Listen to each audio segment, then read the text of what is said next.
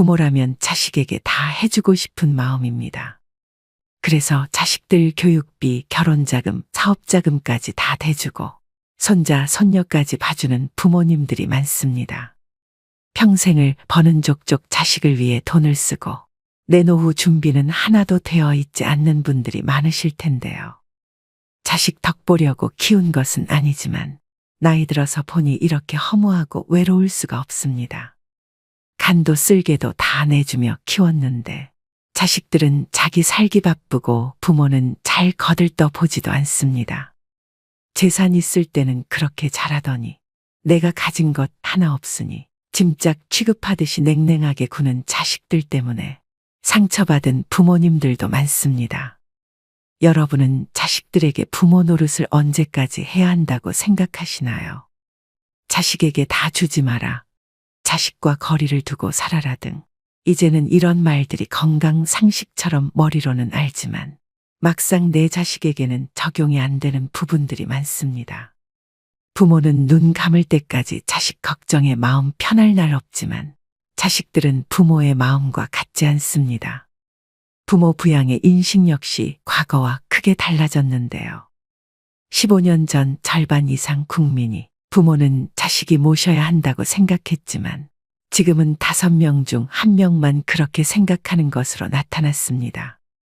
한 조사에 따르면 자식이 부모를 부양한다는 의견이 2007년 63%였던 것이 2018년에는 24.3%로 떨어진 것이 현실입니다. 이미 이 같은 상황을 인지하고 현명하게 부모 자식 관계를 재정립하고 계신 분들도 계실 것이고 그래도 자식밖에 없지라며 자식에게 많은 것을 의지하고 사는 분들도 있으실 텐데요. 여러분은 어떠신가요? 여기 자식들에게 의지하고 살다 배신감에 땅을 치고 후회하는 최 씨 할머니가 있습니다. 자식들이 주말에 최 씨 할머니의 집에 방문했습니다. 하지만 어쩐 일인지 할머니는 문만 열어주고 다시 방으로 들어갔습니다. 어머니 좋았어요. 웬일이냐? 엄마 보러 왔죠.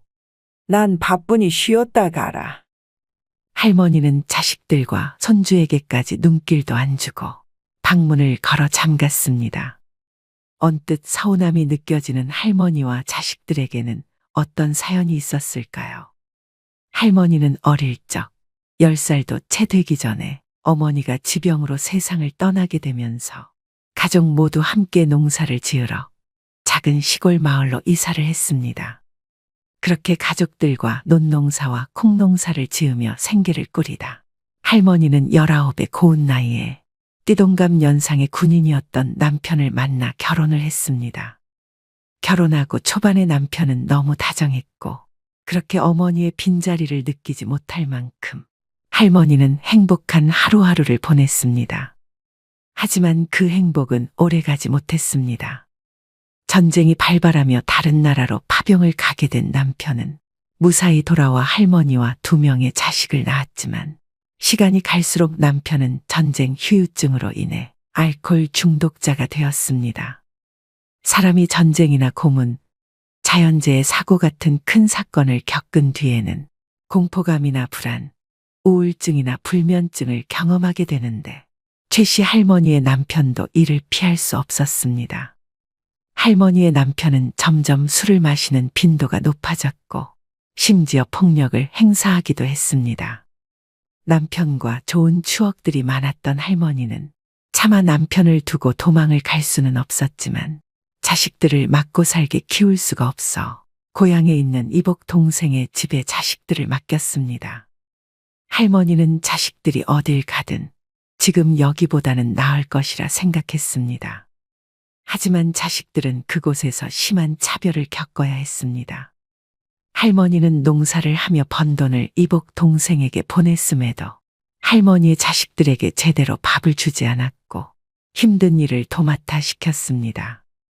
얘 빨리 일어나지 못해? 밥값 해야 할 거 아니야.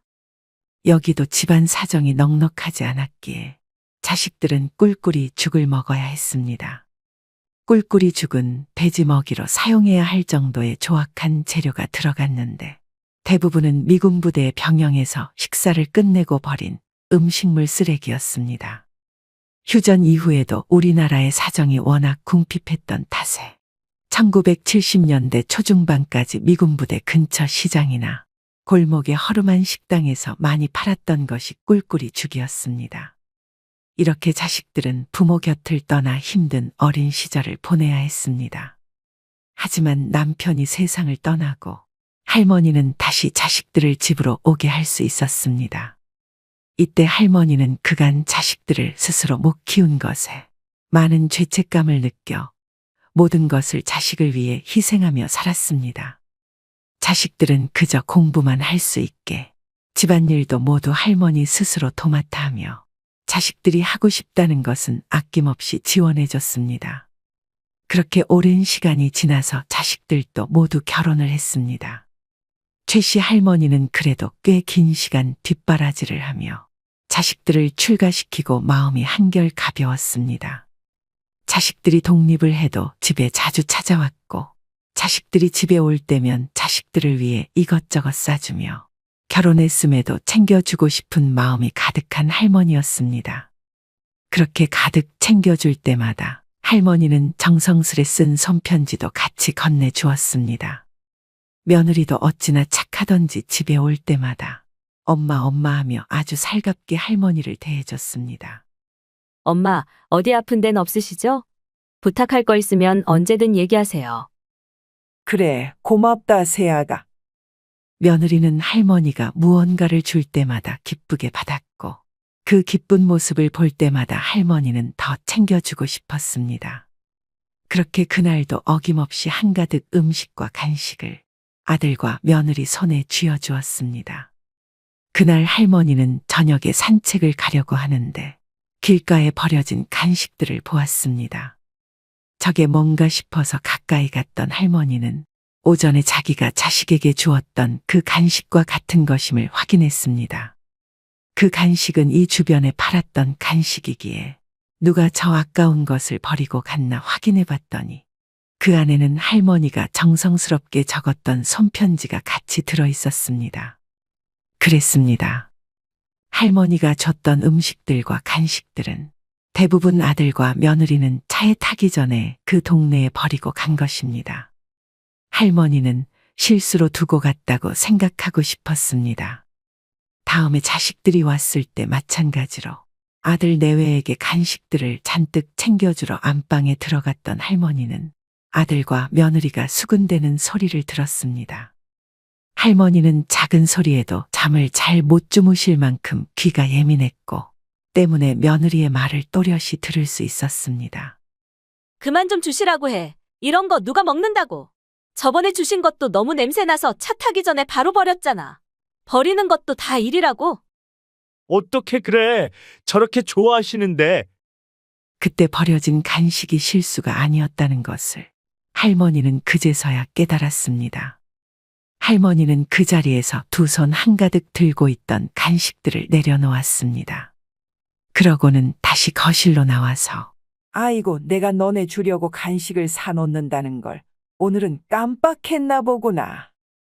나이 드니 기억이 영 가물가물하네.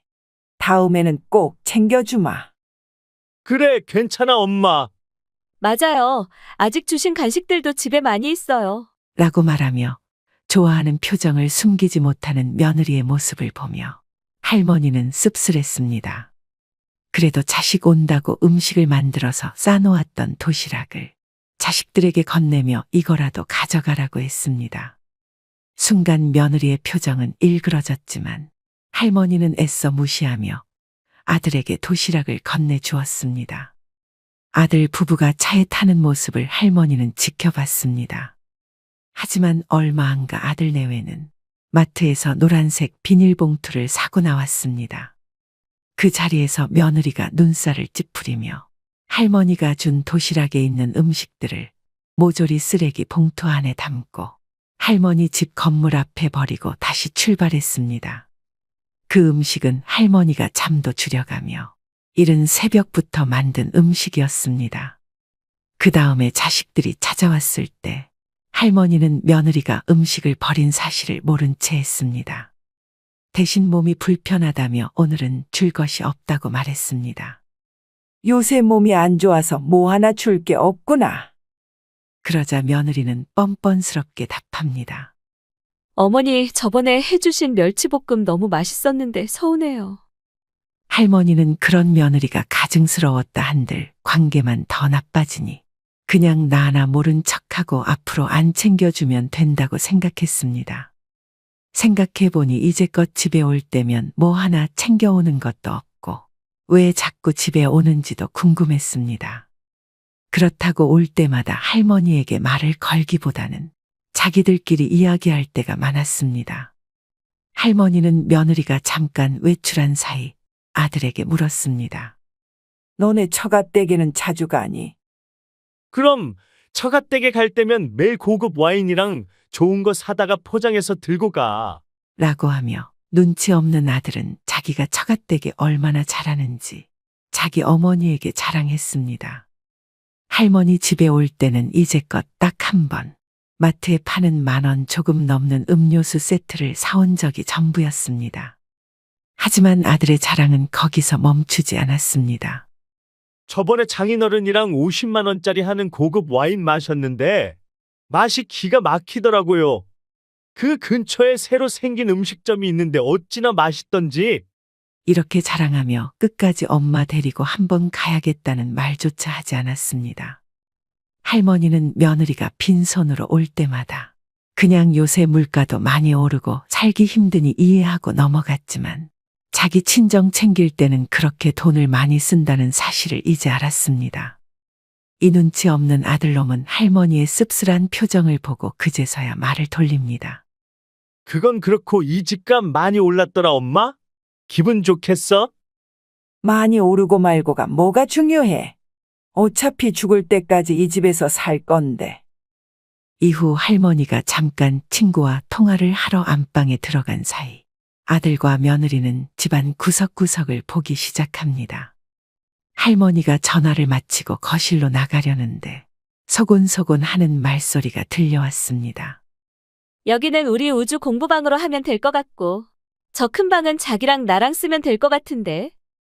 요새 시세가 많이 올라서 지금 팔면 아주 딱이긴 한데, 그냥 사는 것도 나쁘지 않을 것 같네. 근데 언제쯤 우리 여기로 이사 올 수 있는 거야?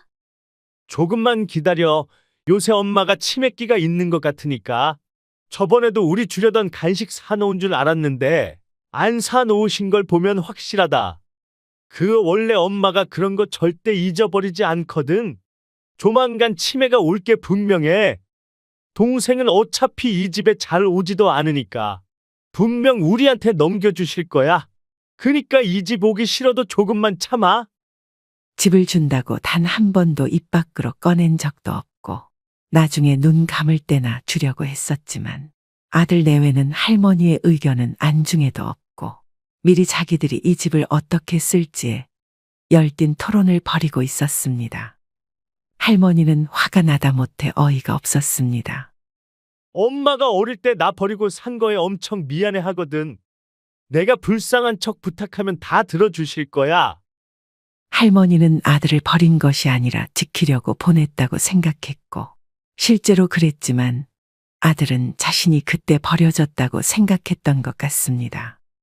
하지만 아들과 다시 만난 이후로 할머니는 누구보다 자식들을 위하며 살았습니다. 최선을 다해 자식들을 위했기에 할머니는 이번 아들과 며느리의 대화에 크게 실망했습니다. 얼마 후 어버이날이 다가왔습니다. 저녁에는 처가를 가야 한다며 할머니와는 점심 약속을 잡았습니다. 이번에도 매년 갔던 가성비 있는 갈빗집에 들어왔습니다. 자식들 큰돈 쓰지 말라고 항상 이곳이 가장 좋다며 매 여기를 가자고 졸랐던 할머니였습니다. 하지만 오늘은 할머니도 고급진 음식을 먹고 싶었습니다. 할머니는 이 근처 대게집이 새로 생겼으니 그곳으로 가자고 했습니다. 하지만 그곳을 말하자 아들과 며느리는 당황한 기색을 숨기지 못했습니다. 사실 그곳은 저녁에 처가댁과 함께 가기로 했던 대게집이었던 것이었습니다. 며느리는 손주 핑계를 대며 손주가 해산물을 싫어한다고 말했습니다. 결국 그날도 어김없이 매년 갔던 고깃집으로 들어갔습니다. 할머니는 그래도 오랜만에 딸도 찾아와서 기분이 좋았습니다. 그날은 할머니가 1년 중 유일하게 막걸리를 마시는 날이었습니다. 막걸리를 마시며 그래도 기분이 풀릴 무렵 자식들이 밖에서 이야기하는 소리가 들렸습니다. 할머니는 창가 쪽에 앉았고 그 시간은 대낮이었기 때문에 밖에 소리를 다 들을 수 있었습니다. 이번에는 누가 계산할 거야? 많이 나온 것도 아닌데 오빠가 낼 거야? 나는 저녁에 또 처가 가서 돈 많이 써야 돼. 돈 벌어서 다 처가에 갖다 바치는 거 아니야? 나 좀 봐주라. 눈치 보기 힘들다 나도. 내가 내면 와이프가 노발대발 할 거야. 나도 요새 힘들어. 그리고 엄마 집에 가면서 이것저것 많이 받았을 거 아니야? 엄마가 주는 걸 오죽 좋아해. 너는 집에 오면서 그런 말을 해라. 거기 가는 게 얼마나 귀찮고 힘든 줄 아냐? 할머니는 이렇게 점점 언성을 높이며 싸우는 자식들을 보며 그 자리에서 일어났습니다. 그러고는 고기를 채 반도 먹지 않은 상태에서 뒷주머니에 있는 작은 흰 뭉치에서 돈을 꺼내 계산대로 향했습니다. 그러고는 다시 자식들이 돌아왔고 할머니는 화장실을 간다고 하며 집으로 돌아갔습니다. 아니, 집으로 돌아가면 자식들이 찾아올 게 뻔했기에 근처 공원으로 발걸음을 돌렸습니다. 자식들에게는 취했으니 나 먼저 집으로 들어간다는 문자 한 통을 남기고 공원으로 발걸음을 재촉했습니다. 그날은 공원에 사람도 없고 참으로 조용했습니다. 그 자리에서 들리는 것은 할머니의 숨죽이는 울음소리 뿐이었습니다. 집에 들어갔을 때는 자식들이 들어와 있었습니다. 할머니는 혼자 방에 들어가 조용히 눈물을 다시 한번 삼켰습니다. 그렇게 혼자 방 안에서 울고 있다는 걸 알면서도 거실에서 하하호 TV 보며 웃는 소리가 할머니를 더 비참하게 만들었습니다. 하나같이 계산적인 자식들의 모습을 볼 때마다 차라리 가진 게 없었으면 오히려 속 편할 것 같다는 생각이 들기도 했습니다. 할머니는 이렇게 남보다 가족이 못하다는 느낌이 들 때 그렇게 서글플 수가 없었습니다. 하지만 어릴 때부터 산전수전 다 겪어본 할머니였습니다. 할머니는 그날 다짐했습니다.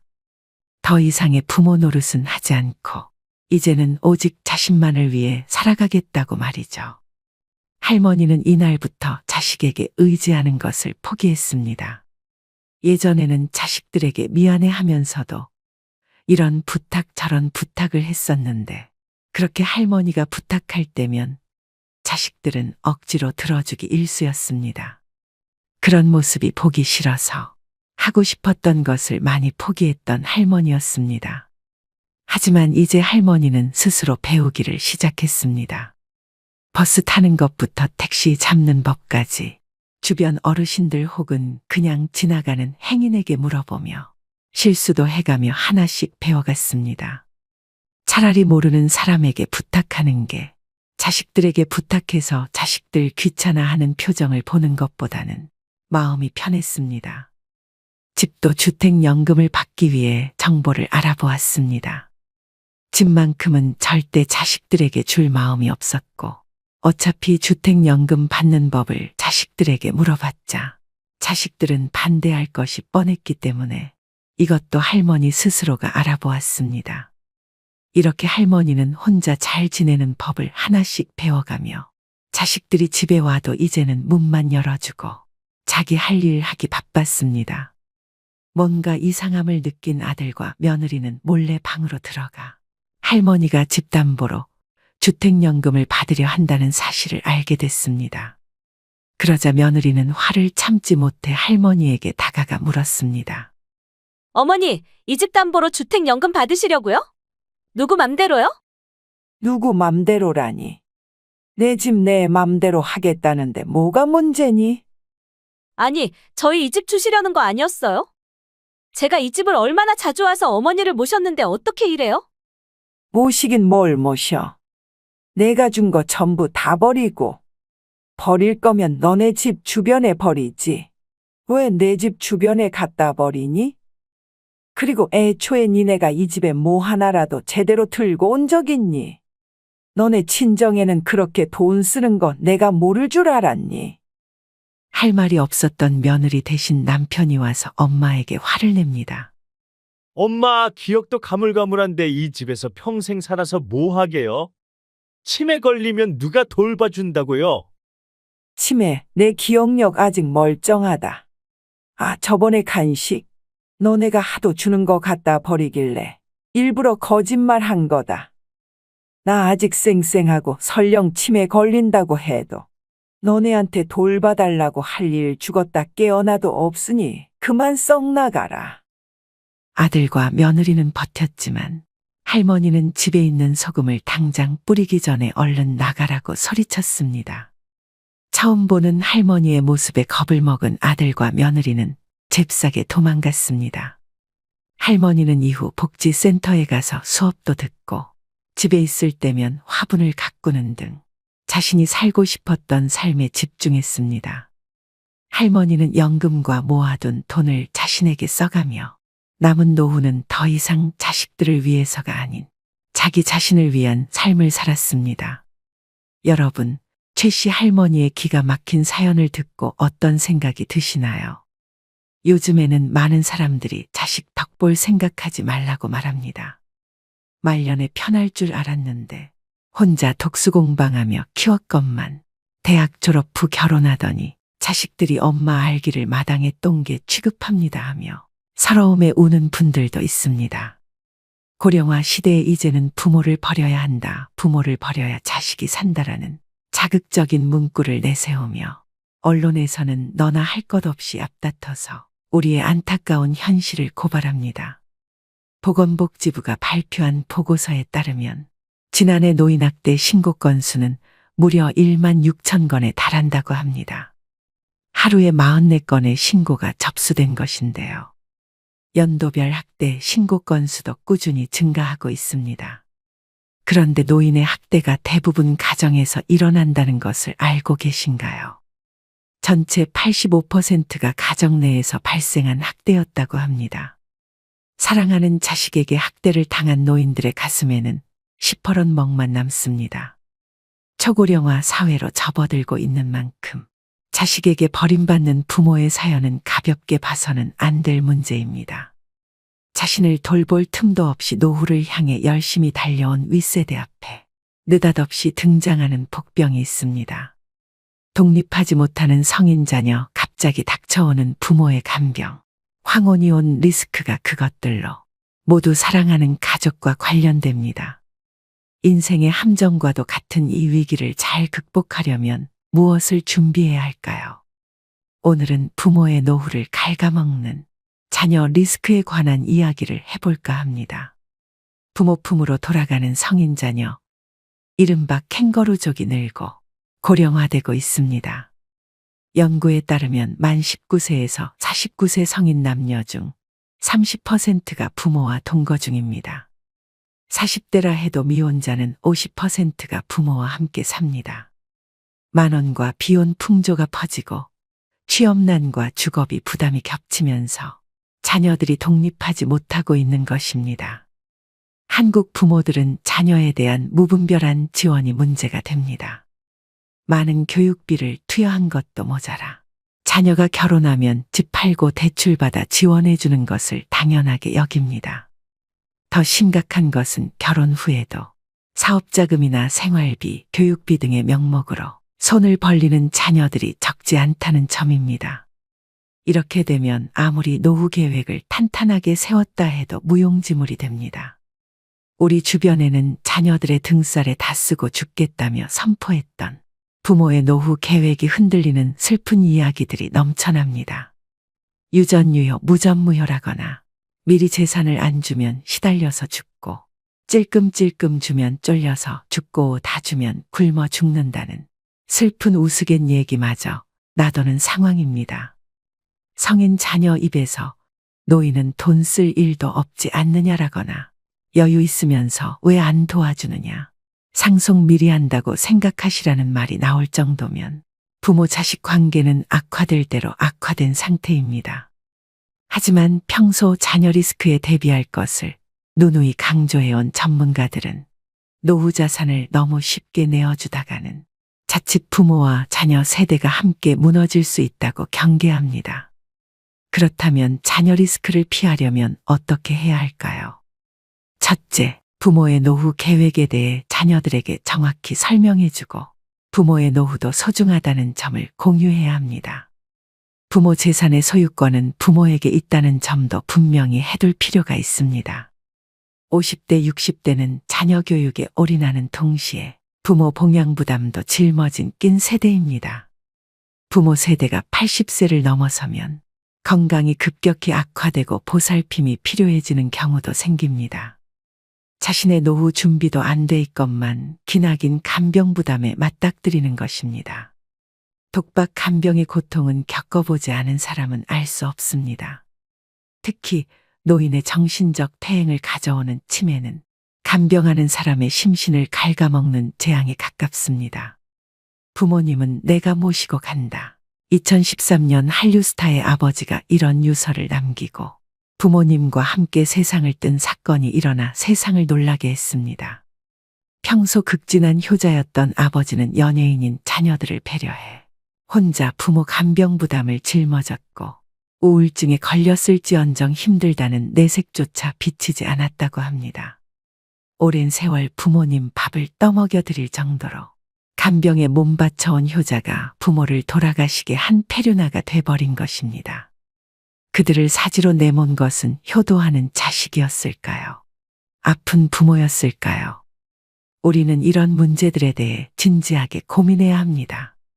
둘째, 자녀에게 경제적 자립심을 갖게 해주고 금융교육을 시키는 것이 명문대 졸업장보다 훨씬 중요합니다. 자녀가 스스로의 힘으로 살아갈 수 있도록 교육해야 한다는 얘기인데 이게 가능하려면 부모 스스로도 자녀에 대한 집착에서 벗어나야 합니다. 특히 저성장 시대에는 여건에 맞게 소비를 조절하고 절약하는 능력이 절실해집니다. 즉, 자녀 리스크를 줄일 수 있는 가장 기본적인 방법은 자녀에게 경제적 자립에 대해서 가르쳐야 한다는 것입니다. 경제적으로 자립하지 못하면 평생 누군가에게 얹혀서 살 수밖에 없는데요. 진정한 경제적 자립이란 주어진 경제적 상황에 자기 자신을 맞춰 넣는 능력을 기르는 것입니다. 자녀에게 결핍에 적응하는 방식을 가르치는 것도 중요합니다. 또 자녀에게 어릴 때부터 투자 교육을 시키는 것도 중요하다고 했습니다. 셋째, 은퇴 노후 전문가들은 목돈은 가능하면 현금 흐름으로 바꾸라고 조언합니다. 노인의 재산을 호시탐탐 노리는 세력은 도처에 있다며 목돈 그 자체가 폭탄 같은 위험물이라고 말합니다. 목돈을 연금이나 배당 수익이 나오는 형태로 묶어놓으면 자녀건 사기꾼이건 그 돈에는 손을 댈 수 없고 노인은 시간을 자신의 편으로 만들 수 있다는 것입니다. 여기 두 노인의 사례가 있습니다. 10억 이상의 현금을 가졌던 A 노인과 해마다 4천만 원 연금을 받는 B 노인의 노후 비교입니다. 두 분 모두 노안으로 10년째 요양시설에서 생활하고 있습니다. 자녀들은 극진히 모시지만 김병의 효자는 없는 법이죠. 그런데 A 노인의 자녀들은 시간이 갈수록 어머니가 빨리 돌아가시기를 바라는 반면 B 노인의 자녀들은 오래오래 사시기를 바라더라고 합니다. 왜 그럴까요? 목돈은 주인이 오래 살수록 줄어들지만 연금은 삶을 이어가는 한 따박따박 나오니 오래 살수록 유리하다고 생각하는 것입니다.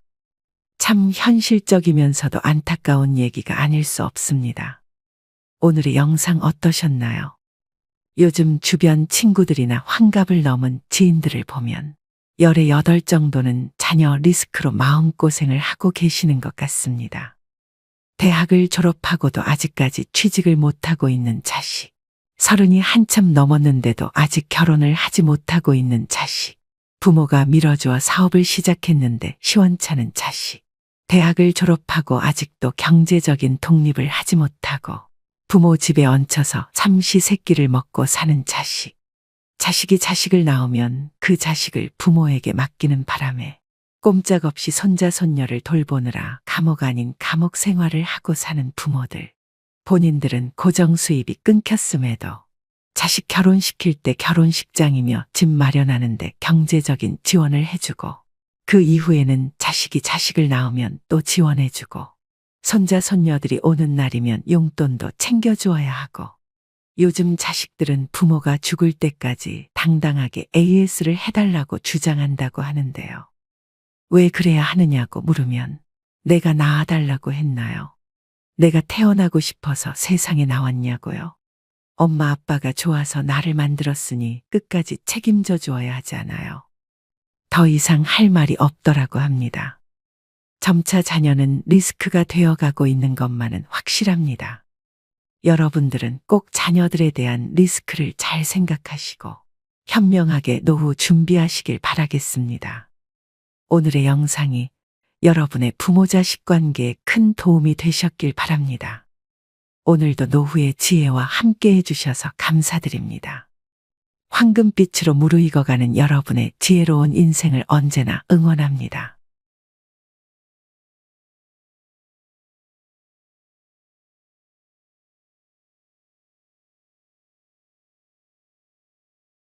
누군가에게는 꿈의 노후주거지라고 불리는 실버타운이 누구에게는 지옥으로 전락했다고 하는데요.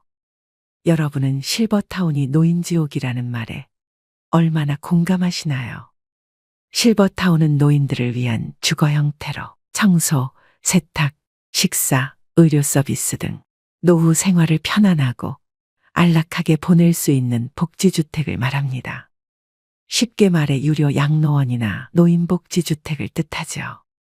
인기가 좋은 실버타운은 대기가 2년이 넘는 곳도 있다고 합니다. 호텔 스위트룸 같은 곳에 살면서 청소 안 해도 되고 침구는 매일 뽀송뽀송하고 삼시세끼 고급진 식단으로 이루어진 식사를 할 수 있고 아프면 언제든지 의료진의 진료를 받을 수 있는 곳. 비슷한 연령대 친구들과 살아온 인생 이야기를 하며 수영장 헬스클럽에서 건강을 챙기고 다양한 프로그램이 있어 지루할 틈이 없을 것 같은 곳. 서울 도심이나 인근 도시에 자리 잡고 있어 외출도 자유로울 뿐만 아니라 가족들도 교통체증 없이 수시로 찾아올 수 있는 이곳은 지상낙원으로 비춰질 수 있습니다. 나이 들어 몸이 아프면 만사가 귀찮습니다. 그럴 때마다 누군가 밥도 해주고 청소도 해주고 빨래도 해줬으면 좋겠다는 생각을 하실 텐데요. 이처럼 지금 살고 있는 집보다는 식사, 청소 등 각종 서비스가 제공되는 럭셔리 실버타운에서의 삶을 동경하는 사람들도 적지 않습니다. 이런 생각으로 실버타운에 들어간 77세 박씨 할아버지가 있습니다. 오늘은 이 이야기를 바탕으로 실버타운을 둘러싼 환상과 현실, 그리고 실버타운이 노인지옥이라고 불리는 이유에 대해 말씀드리겠습니다. 이야기의 제목은 이렇습니다. 실버타운은 노인지옥이었다. 77세 박씨 할아버지는 3년 전 새로 생긴 럭셔리 실버타운에 갔다가 한눈에 반했습니다. 바다 앞에 위치한 근사한 22층짜리 신축 건물이었는데요. 1년 내내 기후도 온화해 지금 사는 지역보다 살기 좋을 것 같았습니다. 아내와는 1년 가까이 말 한마디 안 하는 사실상 별거 상태였기에 결정도 빨랐습니다. 집사람과 사이도 안 좋은데 이러다 내가 치매라도 걸리면 누가 나를 돌봐주겠나. 경치가 좋고 의료 서비스도 잘 되어 있는 여기서 여생을 홀로 보내야겠다. 박 씨가 선택한 실버타운은 만 60세 이상만 입주 가능한 노인 전용 거주 시설이었습니다. 그는 방 2개, 화장실 1개, 거실로 이뤄진 20평형을 골랐는데요. 보증금 5억에 매달 식사와 관리비 등으로 약 170만 원씩 냈습니다. 바다로, 산으로 첫 1년은 마치 천국에 온 기분이었죠. 하지만 점점 일상의 무게에 짓눌리기 시작했습니다. 입주자들의 평균 나이는 75세. 전체 입주자의 3분의 1은 침대에 누워 일어나지 못하는 노쇠한 환자들이었고 3분의 1은 지팡이나 휠체어에 의지해야만 움직일 수 있는 노인들이었습니다. 박 씨처럼 70대이면서 건강한 노인은 많지 않았습니다. 부와 연륜을 쌓으며 성공한 인생을 일군 엘리트들과의 지적인 대화를 기대했지만 허무한 착각으로 끝나버렸습니다. 내가 왕년의 해외 법인 사장이었는데 직원만 5만 명이었어. 아들이 둘인데 서울대 의대랑 법대를 보냈지. 끝없는 전직, 재산, 자식 자랑에 스트레스만 쌓여갔습니다. 유명 셰프가 만든 삼시세끼가 제공됐지만 진수성찬도 하루 이틀이지 질려서 매일 먹긴 힘들었습니다. 영양식이다 보니 간이 약하고 맛도 썩 좋지 않았는데요. 시골 경로당에 가면 삼삼오오 모여서 삼겹살, 파전 등 다양한 음식을 해먹습니다. 그렇지만 실버타운에서는 이러한 풍경을 기대하기 어렵습니다. 그래서 박 씨는 부엌에서 직접 요리해 간단히 먹는 날이 많아졌습니다. 실버타운 생활에 적응하지 못한 박 씨는 지역 커뮤니티에 눈을 돌려보기도 했지만 소도시라 그런지 생각처럼 친구를 사귀는 것이 쉬운 일이 아니었습니다. 방에 틀어박혀 외롭게 지내는 날이 늘었고 우울증이 찾아오기 시작했습니다. 살던 곳으로 돌아가고 싶다. 언제 죽을지 모르지만 만약 90세까지 산다고 하면 이런 감옥살이를 하면서 시간과 돈을 낭비하긴 싫었습니다. 결국 박 씨는 2년 동안의 실버타운 생활을 청산하고 작년 살던 곳으로 유턴했는데요. 만기 전 퇴소이기 때문에 비싼 수수료를 내야 했습니다. 비싼 수업료를 낸 셈이지만 그는 현재의 도시 생활에 매우 만족하고 있습니다. 박 씨는 나이가 들어도 남녀노소가 모여있는 지금의 주거 환경에서 계속 사는 것이 좋다는 걸 뒤늦게 깨달았다면서 두 다리가 성한 건강한 노인이 비싼 돈을 내면서 노인들만 모여 사는 실버타운에 들어갈 필요는 없을 것 같다고 얘기합니다. 여러분은 이 사연을 듣고 어떤 생각이 드시나요? 실제로 입소자들이 함께 모이는 식사 시간마다 자식 자랑을 하는 분들 때문에 화병이 났다는 분들도 계십니다. 할머니들이 무리를 짓고 새로운 사람을 배척하는 경우도 있습니다. 할아버지들은 한데 모이더라도 친해지기 전까지는 서로 얘기하지 않고 혼자 밥을 드시는 경우가 많다고 하는데요. 단체 생활 그 자체가 허들이 되는 셈이죠. 그러다 보니 실버타운은 3년 이상 거주해야 보증금을 100% 돌려준다는 곳이 많습니다.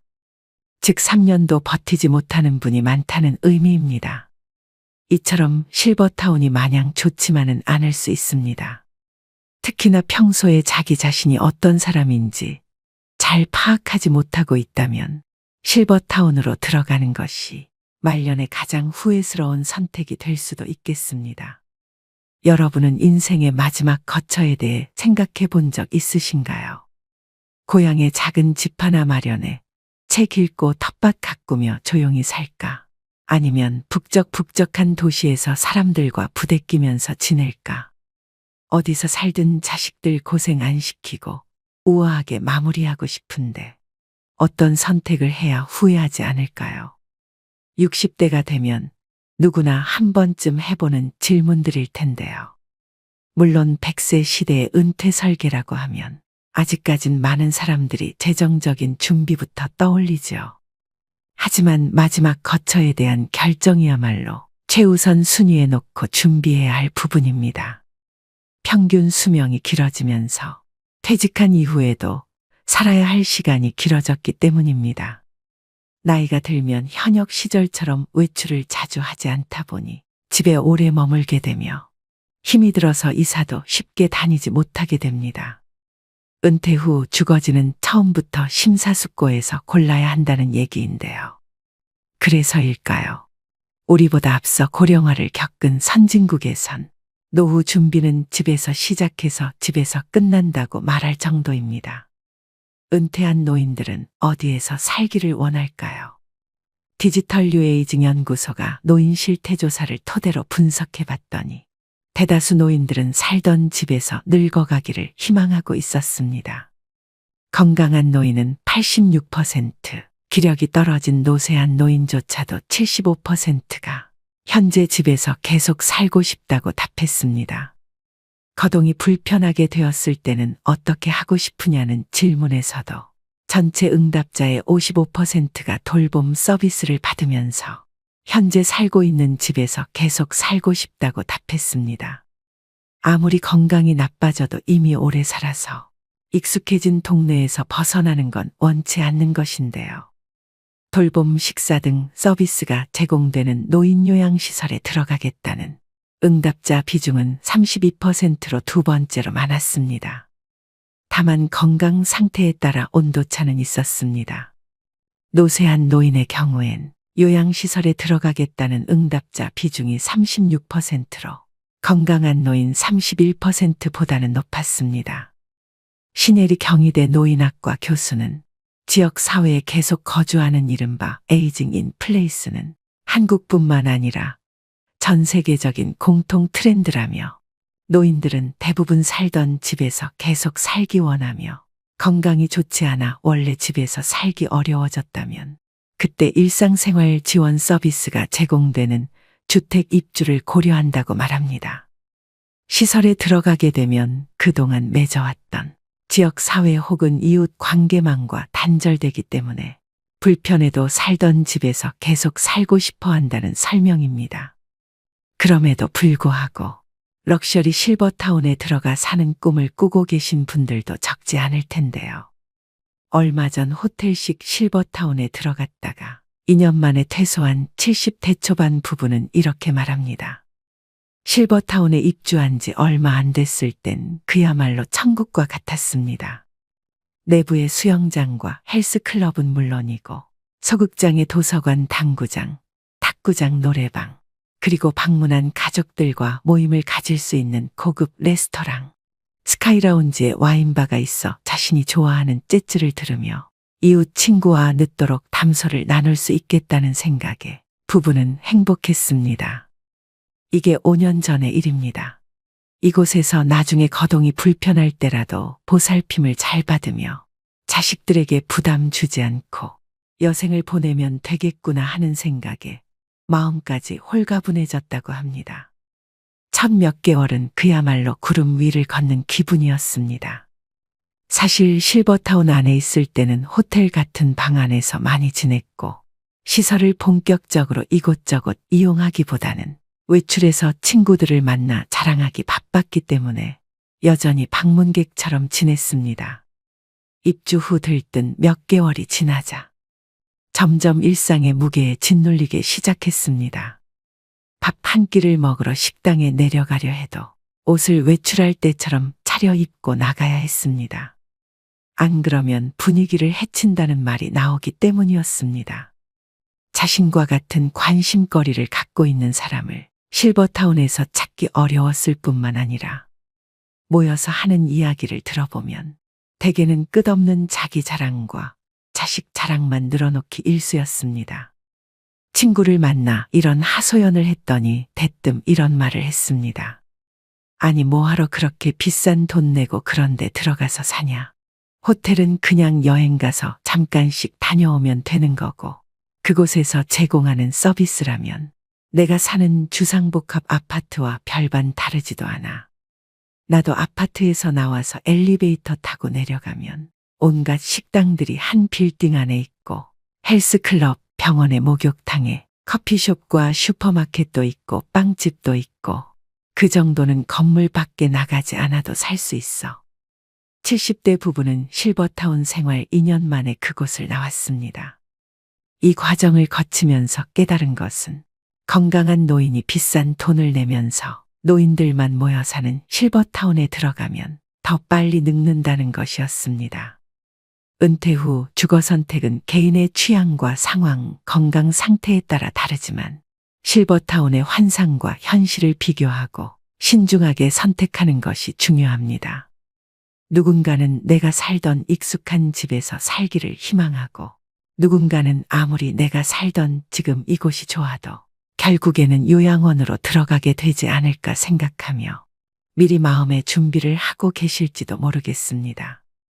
여유가 있다면 요양원 대신 실버타운 입주를 희망하시는 분들이 많습니다. 물론 경제적인 여유가 뒷받침되어야겠지만 좋은 실버타운의 경우 들어가려면 몇 년 이상 대기하는 곳이 있을 정도로 인기가 많은 것도 사실입니다. 하지만 앞서 말씀드렸다시피 실버타운이라고 해서 마냥 다 좋지는 않습니다. 고령화 사회에서는 지역 사회와의 연결성이 더욱 중요해지며 높은 비용의 시설에서만 행복을 찾는 것이 아니라 자신이 속한 지역에서의 안정된 삶을 찾는 것이 현명한 선택일 수 있겠죠. 실버타운에 들어갔다 후회한 80대 김씨 할아버지도 있는데요. 김씨 할아버지는 이제 남은 여생을 자식들에게 피해 주지 않고 말년을 아주 편안하게 지낼 수 있을 것이라는 부푼 꿈을 안고 실버타운에 들어갔습니다. 하지만 막상 실버타운에 들어가 보니 당시 할아버지의 생각이 바뀌는 데는 그리 긴 시간이 걸리지 않았습니다. 실버타운에 처음 들어왔을 때는 유명 대학교 출신 교수, 박사들은 물론 의사, 변호사 출신이었던 사람들이 많이 있었지만 이분들도 하나같이 자기 자랑과 자식 자랑하기 일쑤였다 합니다. 그게 싫어서 그런 사람들이 한 명이라도 무리에 있다면 할아버지는 그들을 피하게 되었습니다. 이럴 때면 혼자 마음 편히 집 주변 공원을 산책할 때가 제일 좋았구나 하는 생각에 잠기곤 했습니다. 하지만 이것이 전부가 아니었습니다. 노인들끼리 모함하고 왕따를 시키고 권위의식의 고집불통 이기주의까지 있을 건 전부 있었다고 합니다. 심지어 서로 의견 충돌로 인해 주먹 다짐도 있어 경찰차가 출동했던 적도 있고 할아버지와 함께 들어온 할머니에게 찝쩍거리다 남편 할아버지에게 들켜서 실버타운에서 공개적으로 혼쭐이 나기도 했답니다. 그 중에서는 사람을 의심하는 노인도 많아 실버타운의 직원들을 괴롭히는 사람도 있었다고 하는데요. 거기 서서 봉급이나 축내지 말고 일하러 왔으면 가만히 있지 말고 몰라도 좀 거들어. 이런 식으로 미운 직원이 눈에 띄면 괴롭히다. 기어코 그 직원을 내쫓기도 했답니다. 자랑은 기본이었습니다. 왕년에 내가 경찰서장이었는데, 내가 신문사 기자였는데, 내가 세무서장이었는데, 내가 왕년에 별이 몇 개였는데, 내가 옛날에 하늘을 나는 새도 떨어뜨린 첩보부 대장이었다 하며 별의별 괴짜 노인들이 다 모여 있었다고 합니다. 평소 마음씨가 곱지 못한 노인들은 어디를 가나 있기는 마찬가지라는 생각이 든 어느 날에는 어떤 노인이 할아버지 곁으로 와서 나는 서울대 출신이라며 가뜩이나 가방끈이 짧았던 할아버지의 속을 확 긁어 놓았습니다. 이렇게 실버타운에 빨리 실증이 난 할아버지는 반년도 안 돼 고향에 있는 가족과 친구들 생각만 났고 당장 짐을 싸고 여기를 벗어나고 싶어 했습니다. 보증금 돌려달라고 보채고 싶었지만 시설 측은 이미 건설비 운영비로 전부 들어가 보증금 돌려줄 돈이 없다고 말했답니다. 그래서 그냥 꼼짝없이 돈도 몸도 묶여버렸습니다. 이렇게 최 씨 할아버지가 겪었던 일처럼 이기적이고 탐욕도 많으며 입만 열면 자기 자랑에 자식 남편 또는 아내 자랑 외에는 대화 주제가 거의 없는 사람들이 실버타운에 정말 많습니다. 어느 곳이나 텃세 심한 곳이 있는 것처럼요. 사실 노후에는 인생에서 내가 먹고 싶은 음식 해먹고 사는 것이 육체적으로 건강해지는 비결 중 하나입니다. 주변 어르신들 말씀하시는 것을 들어보면 식사 걱정 안 하고 남이 해주는 밥을 먹을 수 있어 실버타운에 가고 싶다고 하신 분들이 많이 있었습니다. 하지만 막상 실버타운에 계시는 어르신들은 식사가 질리는 게 제일 고충이라는 말씀을 하십니다. 먼 나라 미국에는 실버타운에서 치매 환자가 늘고 있다고 합니다. 그곳에서 너무 편하게 살다 보니 머리를 잘 쓰지 않은 것이 치매의 원인이 된 것인데요. 실버타운에 들어갈지 말지 현명하게 결정하기 위해서는 내가 어떤 사람인지 평소에 잘 인지하는 것이 중요합니다. 직접 살림하는 것을 좋아하시는 분들이나 내가 먹고 싶은 것을 직접 해먹는 것을 좋아하는 분들이라면 실버타운은 잘 안 맞을 수 있습니다. 소소하게 비 오는 날 김치 부침개 부쳐 먹고 청국장 끓여 먹고 돼지고기 넣은 김치찌개 끓여 먹는 것을 즐기시는 분들이라면 더욱 안 맞을 수 있습니다. 정리하자면 국내에서 실버타운을 경험한 사람들의 대다수가 공통적으로 말하는 점을 두 가지로 추려볼 수 있겠는데요. 첫 번째, 활력을 잃는다. 본인도 노인이지만 매일 노인들을 보고 노인들과 함께하면 활력이라는 것을 찾아보기 힘들어지고 본인도 점점 활력을 잃어간다는 느낌을 가지게 됩니다. 입주 후 시간이 길어질수록 더 늙어가는 것 같다는 느낌이 든다는 것이지요. 어린 사람들과 자꾸 어울려야 한 살이라도 더 어려진다라는 말을 실감하게 됩니다. 독일의 어느 학자는 노인끼리 모여 살면 그 자체가 불행이다 말했습니다. 두 번째, 자꾸 남과 비교를 하게 된다. 남과의 비교는 결국 본인의 마음을 더 힘들게 하는 만병의 근원이라는 걸 잘 아실 텐데요. 알면서도 자꾸 비교를 하게 됩니다. 예를 들어 공용 소파에 앉아서 차 한잔하고 있으면 다른 자식들이 엘리베이터에서 내려 부모님 집에 가는 것을 보게 됩니다. 얼마 지나지 않아 다른 손자가 내리는 것을 보게 됩니다. 이젠 남의 집 자식들의 얼굴을 기억합니다. 이건 간단한 예이지만 여러 종류의 다양한 일들에서 남들과 비교를 하게 됩니다. 실버타운이 아니라면 이렇게 구체적으로 비교를 할 일도 없습니다. 비교를 하더라도 그저 일상에서 일어나는 일들로 비교를 할 뿐이죠. 그런데 실버타운은 이런 일들이 집중적으로 일어납니다. 비교할 것들이 너무나도 많이 생겨납니다. 물론 실버타운의 장점도 있습니다. 어떤 곳은 식사는 물론 일주일에 2번씩 청소며 설거지며 빨래까지 해줍니다. 그리고 운동, 요가, 명상, 걷기 등 체력을 단련할 수 있는 프로그램뿐 아니라 치매 예방 관리 프로그램도 제공되는 곳들이 있습니다. 뿐만 아니라 비상 상황을 대비해서 의료 서비스를 제공해주고 친목을 도모하는 다양한 동호회나 공연, 자원봉사를 지원해주는 곳도 있습니다. 만약 성격상 내가 주도해서 하는 것보다 이렇게 누군가 대신 해주는 것을 좋아하는 성격이라면 실버타운은 말년을 보낼 최적의 장소가 될 수 있습니다. 하지만 말씀드렸다시피 단점이 있기 마련입니다. 먼저 실버타운은 비용이 많이 듭니다. 실버타운에 들어갈 경우 월 평균 200에서 350만 원 정도의 돈이 필요하기 때문에 경제적으로 이런 여유가 있지 않은 분들은 쉽게 들어가기 힘든 것도 사실입니다. 또한 어떤 곳은 입주 조건이 매우 까다롭다고 합니다. 아픈 사람들을 받아주는 곳도 있지만 기본적으로 스스로 생활할 수 있는 정도의 건강한 분들만 받는 곳도 있습니다. 아무리 실버타운에 대한 로망이 있다고 해도 평생 살 것이라 생각해 결정하기보다 조금 경험해보고 안 맞으면 나올 수도 있다는 가능성을 열어두는 것이 좋습니다. 대표적인 고급형 실버타운으로 유명한 삼성 노블 카운티의 경우 가장 작은 규모 30평의 집에 1인이 입주할 경우 보증금은 2억 1천만 원에서 2억 7천만 원 수준이라고 합니다. 월세는 60만 원이며 1인 기준 생활비는 155만 원 정도라고 하는데요. 식대는 별도이고 1인당 64만 원 정도라고 합니다.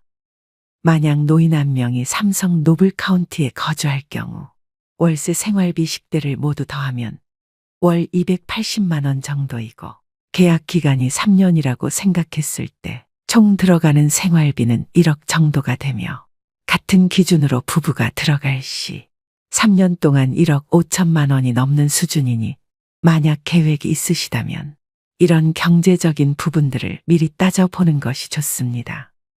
많은 분들이 실버타운 대신에 노인복지 주택을 알아보기도 하는데요. 노인복지 주택은 실버타운과 비슷한 개념으로 건강한 노인들을 대상으로 식사, 주거, 의료, 복지 등 편의시설을 제공하는 주택을 일컫는 말입니다.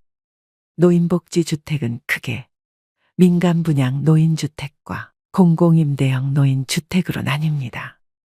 민간이 하는 것은 정부가 아닌 기업이 주도해 분양하는 주택입니다.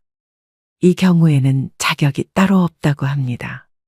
보증금과 임대료 그리고 매매금을 지불할 수 있으면 누구든 신청 가능하다고 합니다. 이곳의 월 비용은 150만 원 이내라고 합니다. 반면 공공임대형 노인주택의 경우 말 그대로 정부에서 지원을 해주는 주택이기 때문에 일정 자격 요건을 갖추어야 합니다. 공공임대형 노인주택 신청 자격은 만 65세 이상의 고령자이고 공공임대주택의 경우 보증금은 200에서 300만 원 정도, 월 임대료는 4만 원에서 6만 원 정도로 저렴합니다. 보건복지부에 따르면 전국 노인복지 주택 39개소에 입소한 인원은 전체 고령 인구의 0.1% 못 미친다고 합니다. 초고령 시대를 맞아 다양한 노년 계층의 수준에 맞는 주거 형태를 지원하는 정책이 마련되어야 할 것입니다. 노년에 한 달에 수백만 원에 달하는 노인 주거 시설의 이용료를 감당할 수 없다면 양로원 혹은 요양원을 이용하는 것 말고는 마땅한 대책이 없는 것이 현실입니다. 하지만 어느 곳에도 해당하지 않는다면 그냥 내가 살던 곳에서 조용히 인생을 마감하는 삶도 참 의미 있을 것입니다. 내 집에서 내 맘대로 사는 게 바로 천국 아닐까요? 세계에서 손꼽히는 장수마을을 블루존이라고 부릅니다. 이들 지역에 가보면 최고급 커뮤니티 시설은 없습니다. 그저 함께 모여 생활하고 대화하며 맛있는 음식을 해먹는 게 전부입니다. 결국 사람이 문제인 것이니 실버타운도 입소 전에 자신의 성격이나 유형을 따져봐야겠습니다. 정부에서도 성격과 성향이 비슷한 사람들끼리 모일 수 있도록 노인복지주택 유형을 다양하게 개발해 공급하면 좋겠다는 생각을 해봅니다.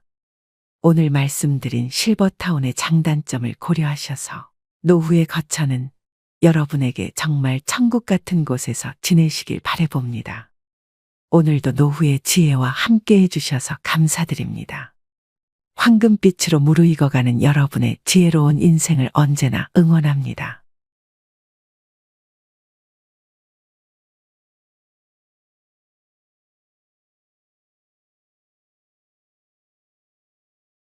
요즘 실버타운 광고가 눈에 띄게 많이 보이고 있습니다. 정부가 10년 가까이 막았던 분양형 실버타운을 다시 허용하는 쪽으로 가닥을 잡은 가운데 얼마 전 9년 만에 도입하기로 했다고 합니다. 최고급 시설과 편리한 커뮤니티 시설 등 화려한 광고로 노년의 우리들을 유혹합니다. 광고를 보고 실버타운 입주를 고려하는 사람들이 많아졌습니다. 은퇴 후 행복한 삶을 꿈꾸며 많은 사람들이 선망하는 실버타운. 하지만 실제로 입주해보니 꿈만큼 멋진 곳은 아니었다고 후회하는 목소리도 적지 않습니다. 과연 실버타운은 은퇴 후 행복한 삶을 보장하는 천국일까요? 아니면 지옥일까요? 오늘 영상에서는 한때 로망이었던 실버타운에 들어갔다가 후회와 상처만 남기고 돌아온 분의 사연과 노후의 주거지의 후회 없는 선택을 위한 실질적인 조언을 제공하고자 합니다. 영상 끝까지 시청해 주시고 소중한 분들께도 공유 부탁드립니다. 실버타운에 들어갔다가 계약 기간을 1년여 남겨놓고 다시 고향으로 돌아온 김말순 할머니의 사연은 이렇습니다. 평화로운 아침 김말순 할머니는 마당에 앉아 조용히 보리차를 마십니다. 차 한 모금이 따뜻하게 목을 적셔주었습니다. 그리고 곧 마음속 깊은 곳에서는 여전히 실버타운에서 기억하고 싶지 않은 추억이 떠올랐습니다. 창밖을 내다보며 말순 할머니는 고요한 시골의 풍경을 바라보았습니다. 이제는 다시 고향으로 돌아와 편안한 일상을 보내고 있었지만 실버타운에서 시간은 그녀에게 깊은 상처를 남겼습니다. 70대 중반의 김말순 할머니는 조용한 시골 마을에서 평생을 보낸 후 실버타운으로 이사를 결정했습니다. 말순 할머니는 다정하고 인자한 성품을 지닌 분으로 세 자녀를 모두 키워내고 이제는 자신의 여생을 편안하게 보내고자 했습니다. 남편은 몇 해 전 세상을 떠났고 자녀들은 각기 다른 도시에서 바쁜 삶을 살고 있어 말순 할머니는 혼자 남겨진 시간을 채우기 위해 실버타운을 선택하게 되었습니다. 무엇보다 남편이 없는 일상은 지루하고 쓸쓸했는데, 그리고 혼자 지내다가 갑자기 아프게 될 경우 곤란한 상황 때문에 실버타운에 더욱 더 끌렸죠. 말순 할머니는 작은 텃밭을 가꾸는 것을 좋아하며 젊은 시절에는 마을 사람들에게 손맛 좋은 음식 솜씨로 유명했습니다. 사람을 좋아했던 할머니는 마을 사람들에게도 친절했습니다. 새벽 일찍 일어나 마당을 쓸고 집안을 정돈하는 일은 할머니의 오랜 일과였습니다. 비록 시골에서의 삶이 단순하고 평범했지만 그녀에게는 모든 것이 소중한 일상이었습니다. 실버타운에 들어가기로 결정한 이유는 무엇보다도 그곳이 제공하는 다양한 편의시설과 안전한 환경 때문이었습니다. 할머니는 실버타운에서 새로운 친구를 사귀고 건강하게 여생을 보내리라 기대에 부풀어 있었습니다. 처음에는 고급스러운 시설과 친절한 직원들 덕분에 할머니의 기대는 현실이 되는 듯 보였습니다. 김말순 할머니는 실버타운에 들어가기로 결심하고 많은 정보를 알아보았습니다. 그러나 할머니의 마음 한구석에는 꺼림칙한 감정이 자리 잡기 시작했습니다. 먼저 실버타운에 입주하는 데 필요한 금액이 너무 비쌌습니다. 보증금과 월 납부 비용이 예상보다 컸지만 남편이 남겨준 유산과 자식들의 도움으로 이 문제는 해결할 수 있었습니다. 그러나 입소 자격 조건을 확인하면서 할머니는 당혹감을 느꼈습니다. 80세 이상은 신규 입소가 불가하고 혼자 거동할 수 없거나 치매가 있는 사람도 입소할 수 없다는 규정이 있었습니다. 매년 치매 검사를 받아야 했고 문제가 있으면 더 이상 실버타운에 머물 수 없었습니다. 이 사실을 알게 된 순간 말순 할머니는 말문이 막혔습니다. 할머니는 자신이 나이 들고 몸이 아파서 실버타운에 들어가려 했지만 오히려 이런 조건들이 그를 막고 있다는 사실이 기가 막혔습니다. 이 규정들은 말순 할머니의 마음을 어둡게 만들었습니다. 물론 할머니는 자격 조건에 모두 부합하기 때문에 입소를 할 수 있었지만 이후 나이가 들면 버려지는 기분이 들어 기분이 좋지는 않았습니다. 김말순 할머니는 실버타운의 치매 관련 규정에 대해 생각하며 조용히 혼잣말을 했습니다. 매년 치매 검사를 받으라니 그럼 내가 언제라도 내쫓길 수 있다는 거잖아. 이런 곳에서 마음 편히 지낼 수 있을까? 아니 애초에 이런 규정을 만든 사람들이 우리 같은 노인들의 마음을 이해나 할까? 그때 실버타운 직원이 할머니를 설득하기 시작했습니다. 어르신, 저희 실버타운에서 유명 셰프님이 만드는 식사를 챙겨드려요.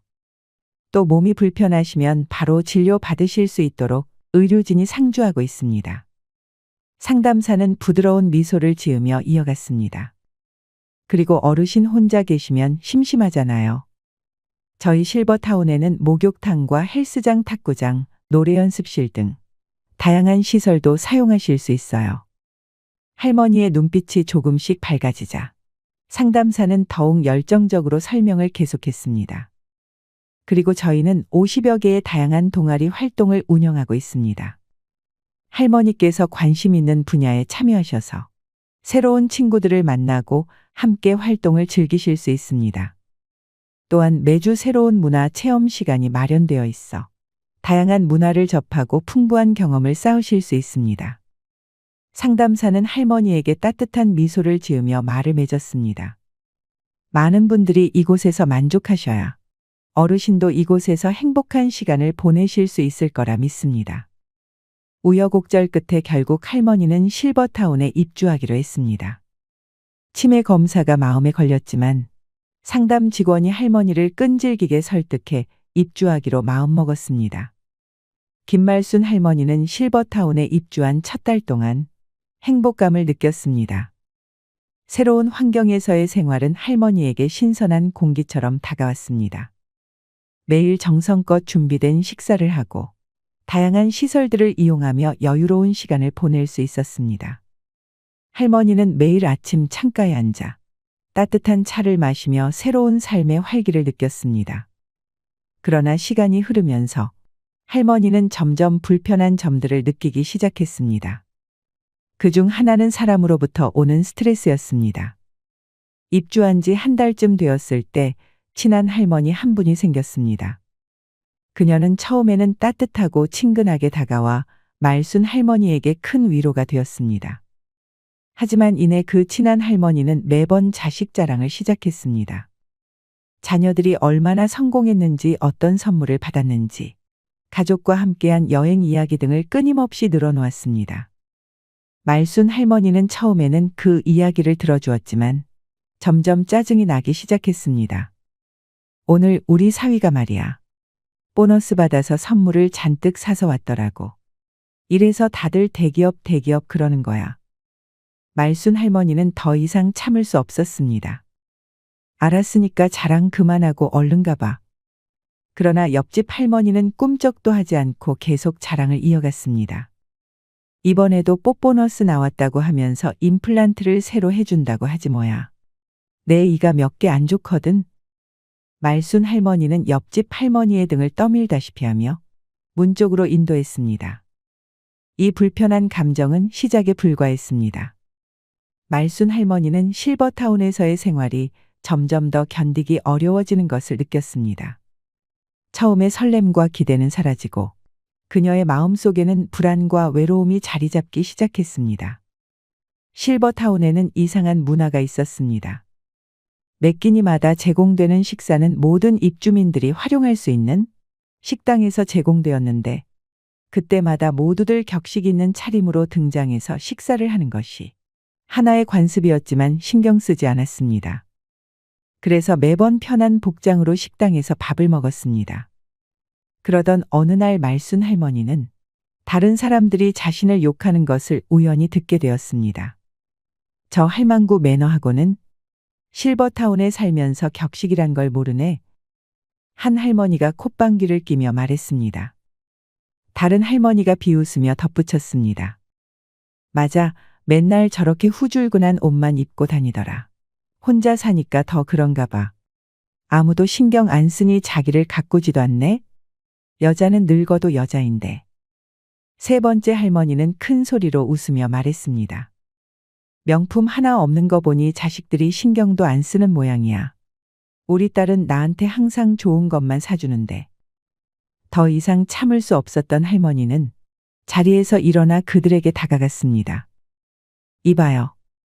할머니는 분노에 찬 목소리로 외쳤습니다. 지금 무슨 소리를 하시는 겁니까? 세 분 몰려다니면서 남 욕하는 게 격식 있는 사람이 할 수 있는 태도예요? 어이가 없어서 제발 내면을 좀 더 가꾸세요. 말순 할머니는 그 말을 남기고는 자리에서 빠져나왔습니다. 그 사건 이후로 실버타운에서 말순 할머니에 대한 소문이 빠르게 퍼졌습니다. 다른 할머니들은 은근하게 그녀를 따돌리기 시작했습니다. 할머니는 식당에서 혼자 식사하는 시간이 늘어났고 모임에서도 외면당하는 일이 많아졌습니다. 마치 투명 인간이 된 듯한 느낌이었습니다. 할머니는 외로웠지만 그래도 꿋꿋했습니다. 어느 날 말순 할머니는 오랜 친구를 만나러 갔습니다. 친구는 주상복합 아파트에 살고 있었고 말순 할머니는 그곳에서의 생활이 어떤지 궁금해졌습니다. 친구의 이야기를 들어보니 주상복합 아파트는 실버타운과 비슷한 점이 많았습니다. 아파트 단지 내에는 식당, 헬스장, 커뮤니티 센터, 수영장 등 다양한 시설이 갖추어져 있었습니다. 할머니는 아파트를 둘러보며 이곳의 활력 넘치는 분위기에 깊은 인상을 받았습니다. 이곳에는 노인들뿐만 아니라 젊은 사람들도 많아서 생동감이 넘쳐 보였습니다. 실버타운과 달리 같은 노인들끼리 교류는 적었지만 오히려 할머니는 이것이 더 마음에 들었습니다. 실버타운에서 겪었던 파렴치한 사람들을 다시 만나는 것보다 소수의 마음이 맞는 사람들과 교류하는 것이 더 나을 것 같았습니다. 물론 시설은 실버타운이 조금 더 좋았지만 아파트도 못지 않았습니다. 그리고 무엇보다 입주 비용이 크게 차이가 났죠. 친구와의 식사를 마치고 집에 돌아오는 길에 생각했습니다. 물론 장점도 있었지만 이제는 단점들만 눈에 들어오기 시작했습니다. 실버타운에서 제공하는 셰프의 음식은 처음에는 좋았지만 매번 먹다 보니 질리기 시작했습니다. 노인들을 상대로 한 메뉴라서 음식은 싱거워 맛이 없었고 집밥이 그리웠습니다. 광고에서는 많은 노인들이 있어 친구를 많이 사귈 수 있을 것이라고 했지만 현실은 달랐습니다. 대화 주제가 맞지 않아 교류가 거의 없었습니다. 실버타운의 노인들은 결국 모여서 남 욕이나 하고 자기 자식 자랑만 했습니다. 말순 할머니는 그런 사람들과 어울리는 것이 점점 불편해졌습니다. 값비싼 비용, 질리는 음식, 다른 사람 눈치를 봐야 하는 생활 방식, 그리고 무엇보다도 남의 이야기를 좋아하는 사람들 속에서 그녀는 진정한 행복을 찾지 못했습니다. 그래서 할머니는 결국 실버타운을 떠나기로 결심했습니다. 다른 할머니들은 말순 할머니의 결정을 말렸지만 그녀의 결심을 꺾을 수는 없었습니다. 여기를 떠난다고 해서 더 나은 곳이 있을까요? 한 할머니가 물었지만 말순 할머니는 단호히 대답했습니다. 여기서는 제 마음이 편하지 않아요. 더 이상은 못 참겠어요. 그렇게 말순 할머니는 결국 계약 기간을 채우지 못하고 위약금을 내고 실버타운을 떠났습니다. 다시 고향으로 돌아온 할머니는 편안한 내 집에서 새로운 삶을 시작했습니다. 우리는 나이 들면 어떤 곳에서 살지 고민하게 됩니다. 지금은 예전처럼 자기 집에서 가족의 보살핌을 받으며 여생을 보내기 어려운 현실입니다. 많은 노인이 실버타운이나 요양원 같은 노인 주거시설에서 삶의 마지막을 보내다가 병원에서 숨을 거둡니다. 많은 사람들이 그렇겠지만 형편이 닿는다면 제 집처럼 편안한 곳을 선택하고 싶을 것입니다. 실버타운은 일반 양로원과 비교할 때 경제적으로 여유가 있는 노년층이 선택할 수 있는 주거시설을 의미합니다. 24시간 경비 시스템, 최첨단 스마트 홈 시스템, 전용 골프 코스, 스파, 헬스장 등 상상 이상의 혜택을 누릴 수 있습니다. 이는 단순한 물질적인 풍요를 넘어 특별한 삶을 향한 열망을 충족시켜주지요. 하지만 실버타운의 현실은 달랐습니다. 화려함 뒤에는 여러 가지 문제점이 존재합니다. 다음은 실버타운에 같이 입주한 80대 후반 부부의 말로입니다. 실버타운에 살던 80대 후반 노인 부부가 말이다. 젊어서부터 그렇게 부부 싸움을 해왔다는데 그날 점심에 남편만 밥을 먹으러 내려왔고 식사 후 혼자서 산보를 하더니만 방에 올라와 보니까 할머니가 욕조 미끄럼 방지 손잡이에 목을 맸지 뭐니. 결혼한 지 60년이 지났는데도 아직 싸울 거리가 남아있으니 기운도 좋다고 사람들마다 욕을 하더라. 우연찮은 기회로 실버타운에서 저녁 식사를 하고 건물을 한 바퀴 돌면서 실버타운에서 일하고 계신 이모님이 들려주신 비극입니다. 실버타운에서 노인들의 문제가 심각하다면서 일주일 전에 이모님 옆방에 입소한 할아버지는 부인이 돌아가시고 스스로 식사와 생활을 건사하지 못하자 자식들이 이 실버타운에 모셨습니다. 들어온 지 일주일 만에 아침을 먹으러 내려오지 않아 직원들이 올라가 보니 옆으로 누운 채로, 그러니까 벽 하나를 사이에 두고 이모님 방 쪽 침대를 향해 누운 채로 돌아가셨답니다. 실버타운을 운영하는 이들이 일상으로 대하는 비극입니다. 그러니까 말이다, 제명을 다하고 간 사람은 벽 하나를 두고 옆에서 죽어도 하나도 안 무서운데 투시는 목을 매든 떠난 사람의 방은 그 앞을 지나가기도 무섭더라. 삶과 죽음을 의연하게 받아들이고 마지막까지 자기 운명을 살아간 사람들이야.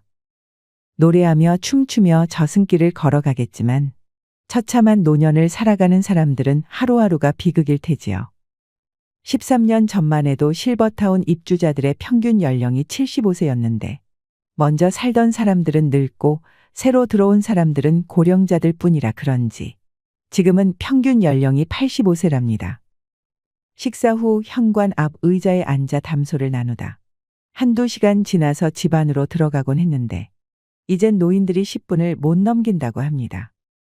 제가 이모님이랑 실버타운 주위에 만들어진 산책길에서 산보를 하는 동안 추우니까 죄다 들어가 버렸어. 예전에는 이 앞에 잔뜩 앉아들 있었는데라는 말을 거듭하였습니다.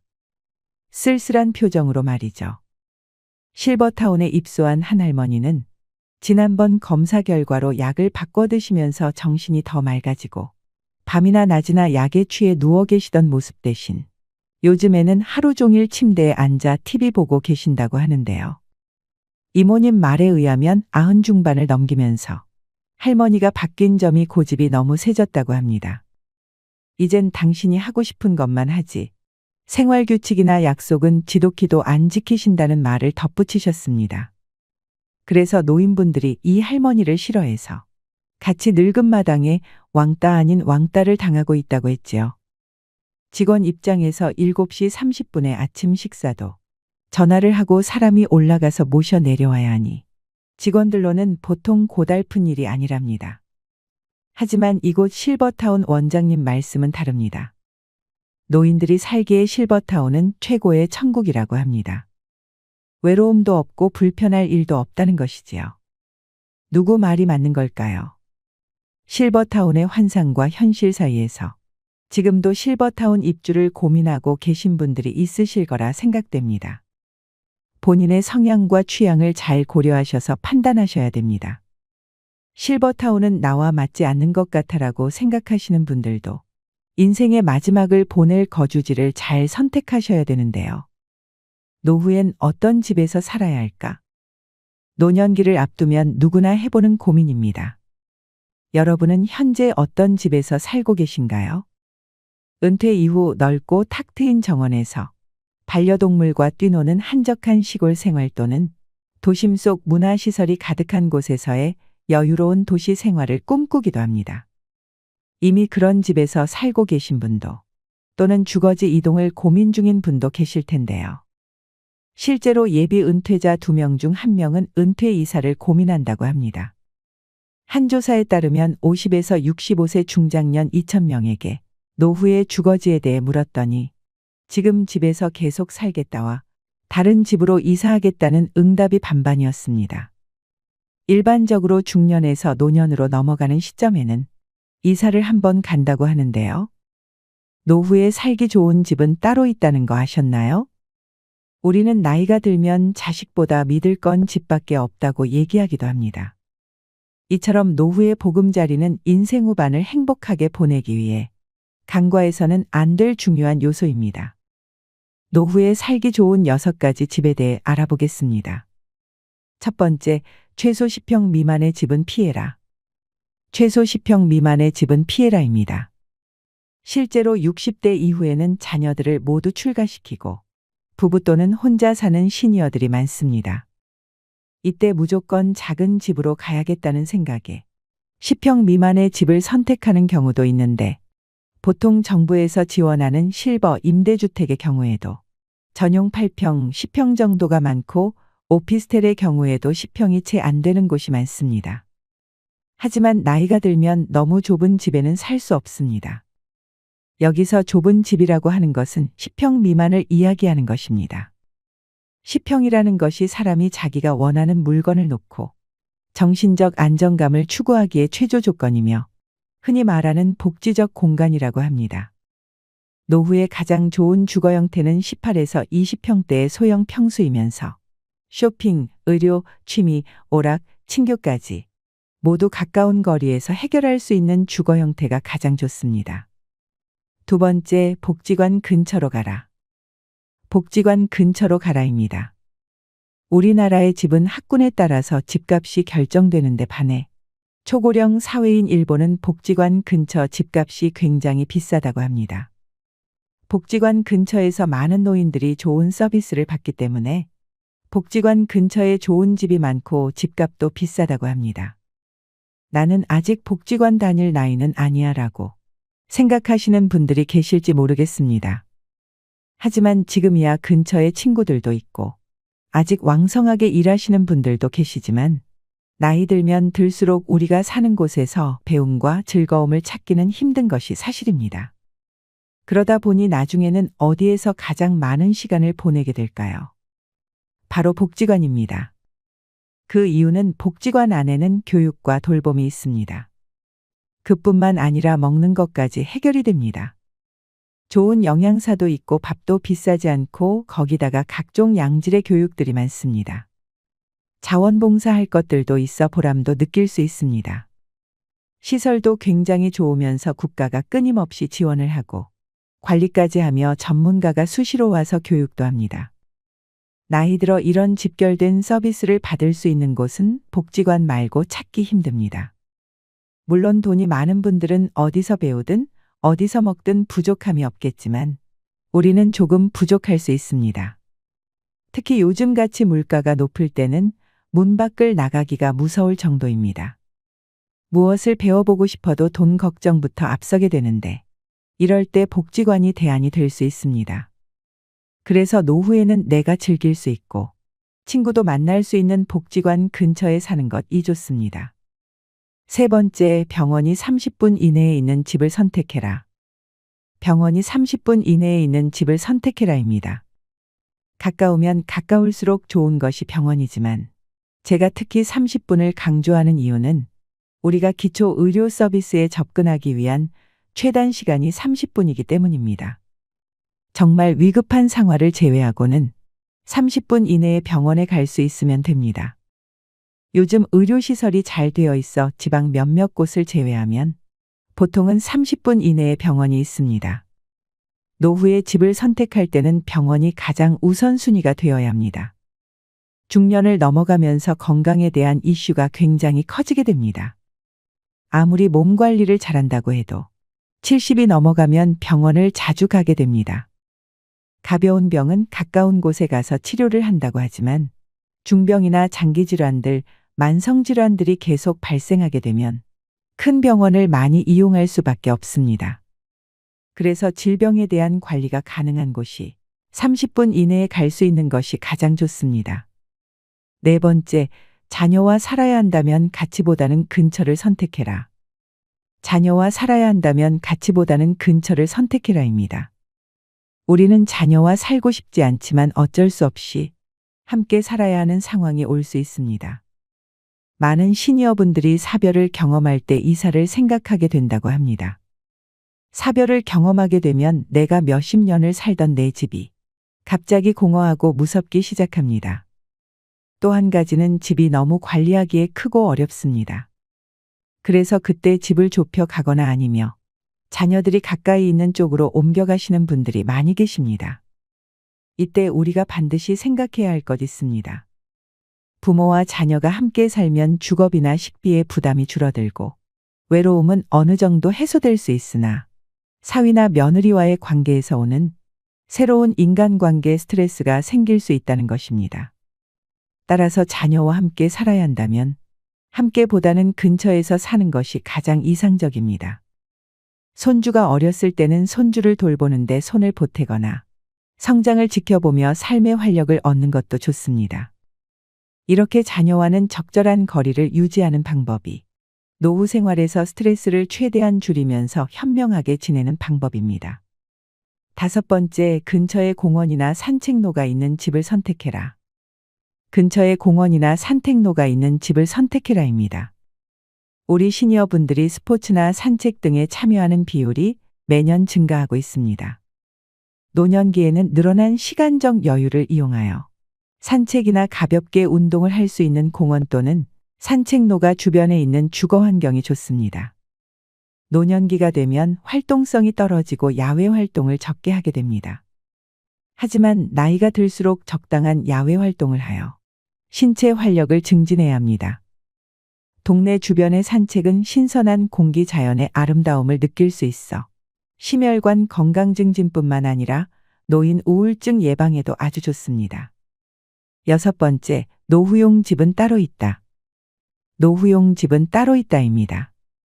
우리가 집을 소유하고 있으며 재산세 관리비 같은 여러 가지 유지 비용이 발생됩니다. 신혼이나 2에서 30대에 산 집이라면 30년 이상이 지난 건물이 됩니다. 여기서 반드시 확인하셔야 할 부분이 있습니다. 바로 노후에 내가 이 집을 매매한다면 얼마나 받을 수 있는지 금액을 미리 파악해 두는 것입니다. 내가 거동이 불편해져 돌봄 시설이나 병원에 가야 할 때 그 비용을 집 한 돈으로 충당할 가능성이 크기 때문입니다. 내가 가지고 있는 금융자산이 적으면 자택 매매를 고려하지 않을 수 없게 됩니다. 나이 들어 갑자기 닥칠 수 있는 상황들을 대비하는 것입니다. 그리고 현재 사는 집이 너무 오래되었거나 나에게 너무 크고 관리하기 어렵다면 노후용 집으로 이사하는 것을 권하고 싶습니다. 노후가 되면 다리에 힘이 줄어들기 때문에 너무 크고 넓은 집은 집만 될 뿐입니다. 젊고 아이들과 있을 때는 크고 넓은 집이 좋지만 혼자 혹은 둘일 때는 청소도 힘들 뿐 아니라 잡동사니들이 쌓이기 때문에 작은 집이 좋습니다. 집은 익숙함도 좋지만 그보다는 편리성이 중요합니다. 지하철역이나 마트, 병원 같은 편의시설은 가까울수록 좋고 작은 집이라 해도 부부 각자가 독립적으로 사용할 수 있는 방이 각각 있는 것이 좋습니다. 나중에 정말 나이가 들어서 우리가 수족을 움직일 수 없는 순간이 오게 됩니다. 그때는 우리가 요양병원이나 요양원을 가든지 자식들과 함께하는 순간이 오겠지만 내가 5에서 60세 이후에 이사를 할 때는 나만의 기준과 우선순위를 정하고 내가 살 마지막 집이라는 생각을 가지고 선택하시는 것이 좋습니다. 집이라는 것은 사고 파는 것이 쉽지 않다 보니 다시 돌아오기가 매우 어렵습니다. 그러니 은퇴 이후에 주거지를 결정할 때는 이주의 목적을 명확히 하고 타인의 기준보다는 나를 기준으로 선택해 보셨으면 좋겠습니다. 오늘 내용이 도움이 되길 진심으로 바라며 행복한 노후를 위한 현명한 거주지 선택을 하셨으면 좋겠습니다. 오늘도 노후의 지혜와 함께 해주셔서 감사드립니다. 황금빛으로 무르익어가는 여러분의 지혜로운 인생을 언제나 응원합니다.